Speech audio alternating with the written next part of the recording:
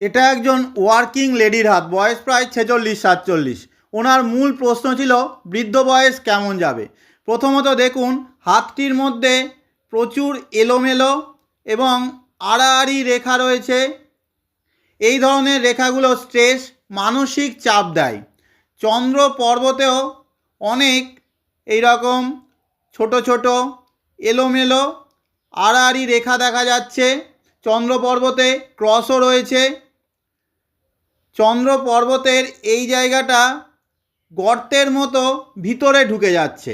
মানসিক শান্তির অভাব, ভিতর ভিতর ভয়, ঘুম কমিয়ে দেয়। তাই বেশি বয়সে শরীর দুর্বল এবং রোগপ্রবণ হয়ে যেতে পারে। আয়ুরেখা শেষের দিকে দ্বিশাখাতে বিভক্ত হয়ে যাওয়া ভালো লক্ষণ, কিন্তু এই হাতের মতো যদি এই শাখা রেখা দুটো ঝাপসা হয়ে যায়, দুর্বল এবং অগভীর হয়ে যায়, শেষ বয়সে শারীরিক এনার্জি, রোগ প্রতিরোধ শক্তি বিশেষভাবে কমে যায়।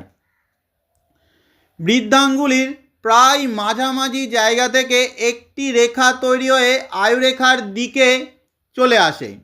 এই রেখাটি অন্যান্য রেখার তুলনায় ডিপ এবং গভীর স্পষ্ট হয়। এই রেখাকে ফ্যামিলি লাইন, পরিবারের প্রতি টান, ভালোবাসার রেখা বলে। কিন্তু এই ফ্যামিলি লাইন যদি এই হাতের মতো আয়ুরেখাকে ক্রস করে বেরিয়ে যায়, ফ্যামিলি থেকে বিচ্ছেদ, কাছের মানুষের থেকে দূরত্বের লক্ষণ। মঙ্গল রেখা বা মার্শাল লাইন যদি ধীরে ধীরে আয়ুরেখার থেকে এই রকম দূরত্ব তৈরি করতে থাকে, তাহলে এক সময়ের কাছের হিতৈষী মানুষরা ধীরে ধীরে দূরে সরে যায়। হাতটির হৃদয় রেখাতেও দোষ রয়েছে। হৃদয় রেখার এই জায়গাটা ঝাপসা হয়ে যাচ্ছে। হৃদয় রেখা এখানে ওভারল্যাপও করছে, ফলে ইমোশনাল কষ্ট, রিলেশনশিপ, সম্পর্ক থেকে কষ্ট দেবে।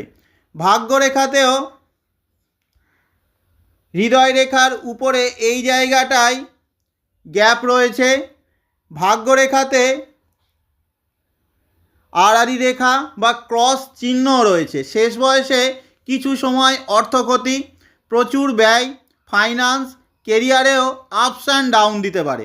এই রেখাগুলো সবই সমস্যাপূর্ণ বৃদ্ধাবস্থা দেয়, তাই এখন থেকেই বিশেষভাবে সতর্কতার প্রয়োজন।